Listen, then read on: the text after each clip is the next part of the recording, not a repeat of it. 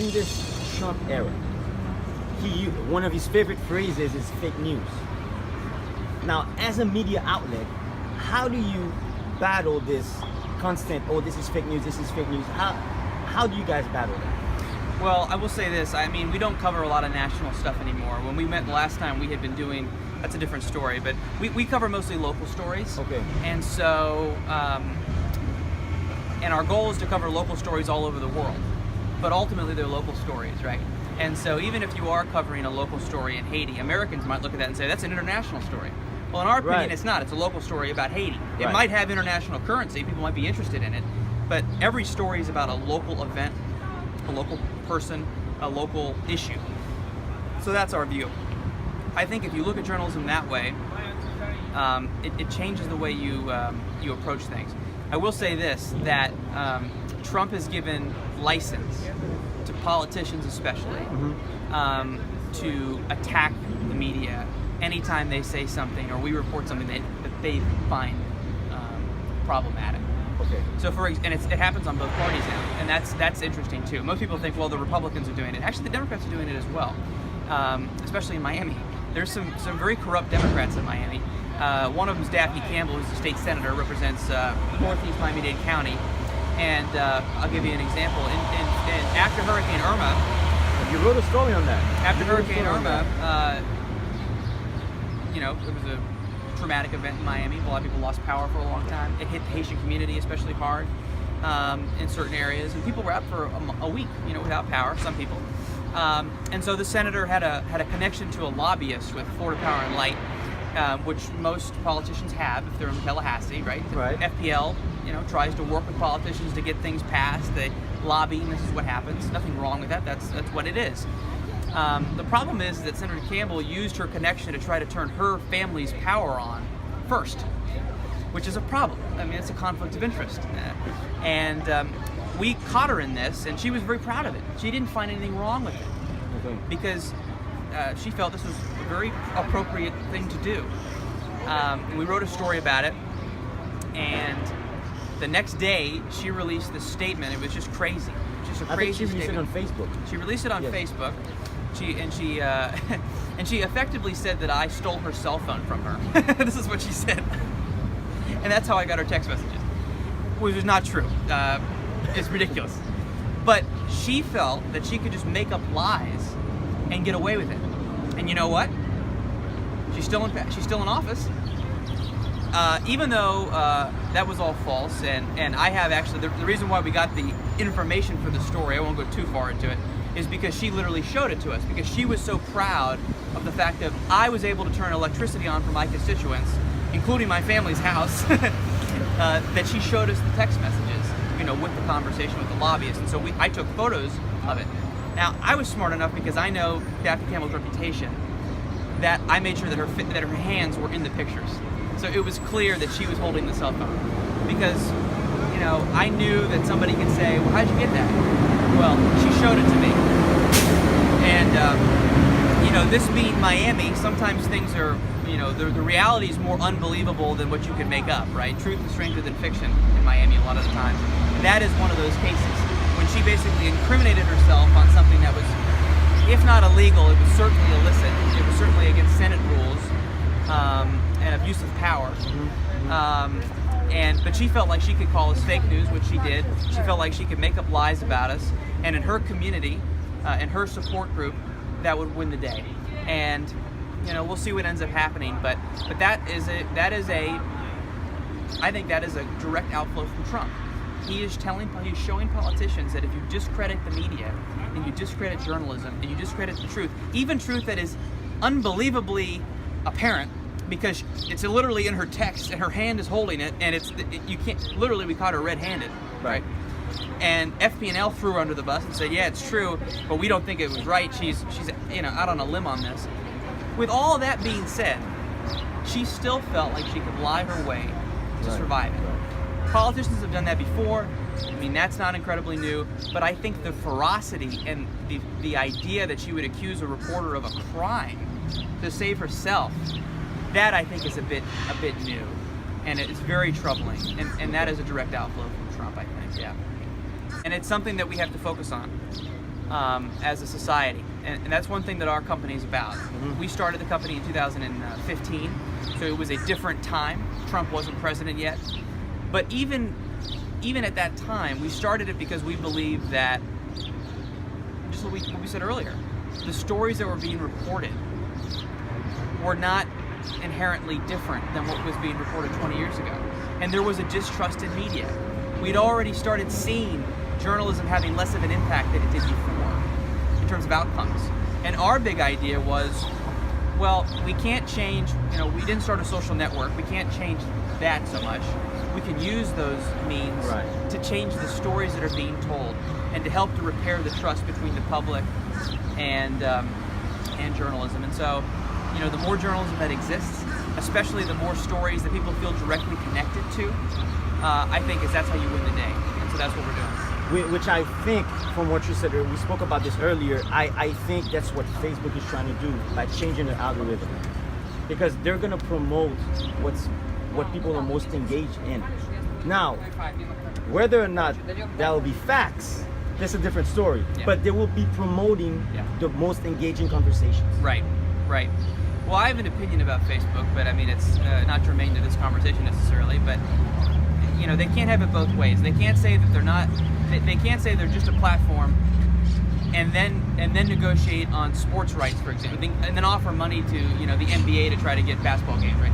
You can't pretend to be a media company on Tuesday and a platform on Wednesday. You're either one or the other. You can't pretend to be both. I do believe they have an obligation to try to make sure that falsity isn't spread through the platform. But I also, I'm of two minds on it. I also don't think that they should be in charge of choosing what is news and what is not news, right? Because sometimes we go out there and report a story one way, and because we have the facts, and a local TV station will come in and report it inaccurately.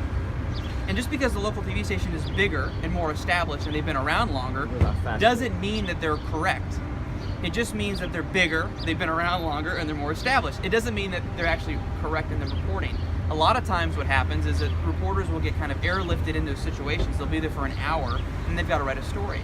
And, for example, the Daphne Campbell story is a great way of looking at it. One of the reasons why she got away with it is because the other media that reported on it, I was interviewed for local, Channel 6, Channel 10.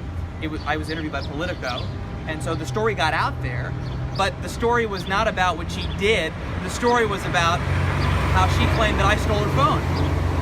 And so everybody bought the lie that she had done. And even though none of them believed it, and it made her look ridiculous, the story wasn't about the lie she told. The story was about the illegalities that she did to try to turn her electricity on after Hurricane Irma. And that's the story. And so a lot of times people can get confused with the reaction to it instead of the actual story itself. Right. And how Facebook determines what the best story is, what the most truthful story is, they can't do that. And so I agree with you that at least in this case, they're trying to say, well, we can't really decide. I will say though, I'm not convinced that this is going to work either. And I am worried that partisan news sources are still going to continue to be very successful on Facebook because ultimately the public wants to believe what they believe. Yes. And so we can't fight that fight. But the other thing people really like, they like to believe what they believe. That's one. But they also really like stuff around them. People love stories about their hometown. They love stories about things that are affecting them in their daily life. That is something that we see tremendous engagement with. Our engagement with a lot of stories is much higher than the Herald and local television stations because we go out there, we spend time out there, and we write and we report it in a way that is trying to get emotion from people. So we're trying to do that. But that's the way I think we fight. And that's ultimately how you fight fake news. It's not by begging with Facebook to make some changes that help you. It's by going out there and winning the argument and telling different stories and reporting it better and making it more interesting. Ultimately, people don't care about car accidents. People don't. That's not local news to me. I mean, the local television stations do that already. Why would we do that? A one-off murder isn't a story in itself. What is a story is why are all these accidents happening? Why has construction been like this for 20 years and there's no end in sight, right? Why is it that gun violence is still a plague in our society? right? Those are the stories that we focus on. Okay. And we see a bigger reaction to that. So, Let's say somebody's interested in joining the Rise News team. How would they go about that? Where can they find you? sure. Well, our website is risenews.net. So they can find us there, and they can send us an email. My email is editor@risenews.net. You can email me if you want to get involved in some of our video production. We do pay freelance people, so if you want to be a freelance writer for us, you can send us an application, send us your resume, and do that. Okay. We have a smaller team. The last time we met, we had, we've evolved. So we're a startup. So we move this way, we move that way. But we've gone to where we've seen success, and where we've seen success is on the local level, telling local stories. And so we don't need as big a team as we once had. One time we had a huge contributor base. They were all volunteer writers, they were all young, they were all hungry, and they wrote a lot of stories about their local community. And now, and that worked, but we didn't see the success we wanted to see. And so we left on good terms with all those folks, and a lot of them have gone on to have really good jobs and good internships because of the experience they got from us. But now we're really committed to telling these local stories in unique, original ways. And so if you want to be part of that, you're more than welcome to see if we can get you involved. We'd love to talk with you. Okay. And see. So that's how it works. Where do you see Rise News in the next year, in the next 5 years? Well, I think, the next year, I think we're going to really focus on connecting with and continuing to establish ourselves in Miami. Miami is such an interesting city. I grew up here. It's such an important news city. So many important things happen here. And so we really want to become the primary alternative news outlet in Miami from traditional media. That's going to be our goal. Whether we get that in a year, I don't know, but I think we're going to continue to develop in a year. In addition to that, with this new venture with the Haitian Newsroom, we're very excited about that.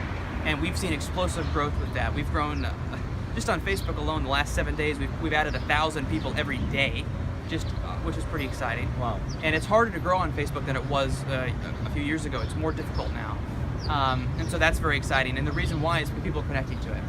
And so our goal for that, ambitious as it may be, within the year, we want to be the biggest Haitian American news outlet in the world. Okay. And we want to be competitive in telling original stories, both on the island and locally. And so that's going to be our goal with that.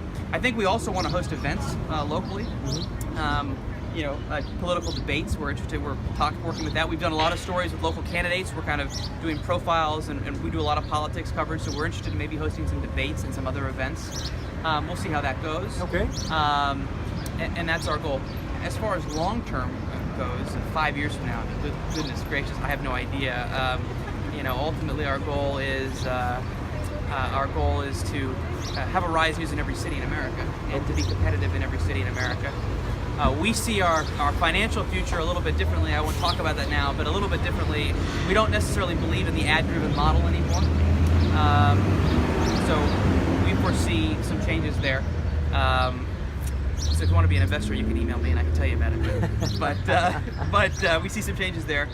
But again, our goal, Steve, is to tell original stories. And I know people say, why does he keep saying that? But the truth is that if you open up the Miami Herald today, a third of those stories in the Herald are from the AP Wire service. They're from other people. They're not actually from Herald reporters, so they're not actually original stories.